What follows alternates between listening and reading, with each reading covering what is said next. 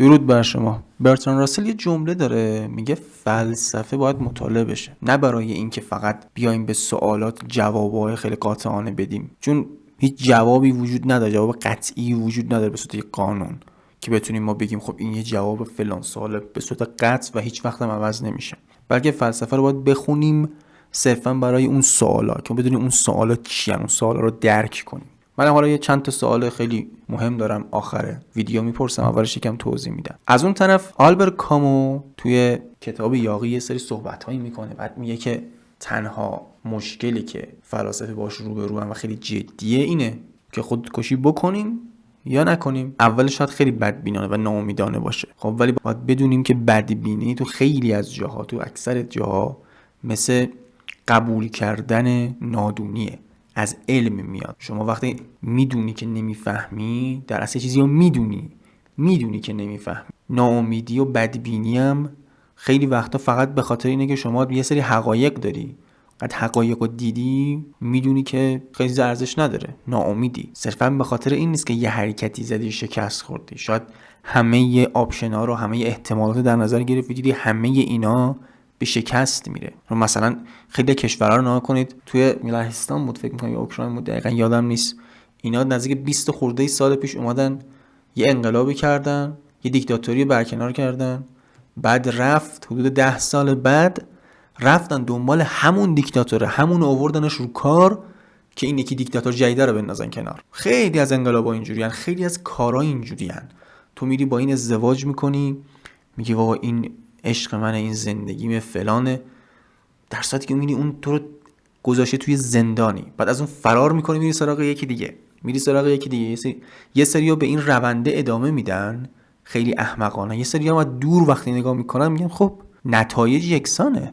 وقتی نتایج یکسانه من نمیتونم عمل قبلیمو تکرار کنم، چون باز نتیجه یکسان بهم میده، عملمو تغییر بدم، عملی دیگه هم وجود نداره، پس فایده ای نداره. بعد همین میشه که یه سری‌ها به دو دسته تقسیم میشن. یه سریات همینجوری خیلی، حالا میتونید بگید احمقانه، میتونید بگید امیدوارانه، به تلاش کردنشون ادامه میدن.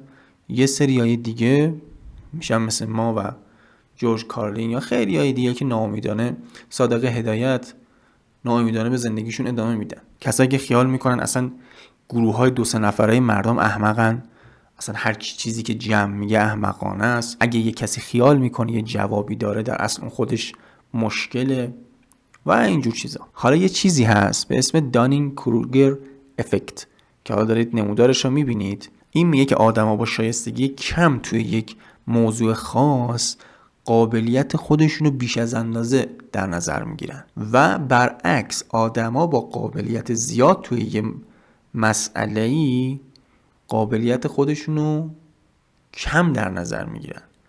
این طرف میبینی مثلا دکتره یا میبینی مهندسه، ازش میپرسن خب این ساختمون چیه، میگه نمیدونم، شک دارم، شاید این بشه شاید نشه. بعد یه کسی که اصلا اینو مطالعه نکرده، اصلا هیچ کارش اصلا این نیست، همینجوری رد میشه میگه مشکلی نه. شاید به خاطر همینه تو خیلی از سمینارهای انگیزشی یا کتابای انگیزشی میگن فقط انجام بده، بهش فکر نکن، راجبش فکر نکن، راجبش تحقیق نکن، فقط انجام بده، برو فلان کارو انجام بده، بالاخره میفهمی. شاید آدما وقتی احمق‌ترن یه کاری راحت‌تر انجام میدن، وقتی که میفهمنش شک و شبهه و ابهام و وای سوال و شاید نشه و اینا توش زیاد میشه.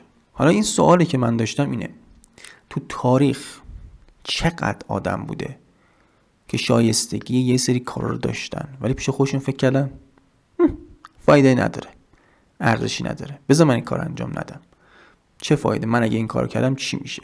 شاید حالا یکی خیلی قبلتر از تسلا اومده به وسیله برق نور درست کرده، لامپ درست کرده یا خیلی چیزای دیگه، موتور فلان درست کرده، ماشین درست کرده، پیش خودش گفته چه فایده‌ای داره، انداخته سلطاشخال. یه داستان خیلی جالب هست راجع به یه ریاضیدان بزرگ. یه ریاضیدان دیگه استاد دانشگاه دیگه میره پیشش میگه آره من فلان سوال ریاضی، قضیه ریاضی رو حلش کردم. این طرف بدون اینکه بهش نگاه کنه میگه، دستش اشاره میکنه به که کشو، میگه اونجا ناکن. نمیره کشو رو باز میکنه، دیده تو تا ورق همینجوری میخونه، میگه اثبات خیلی دقیق تر، خیلی کوتاه‌تر و خیلی بهترش این نوشته کی 10 سال پیش.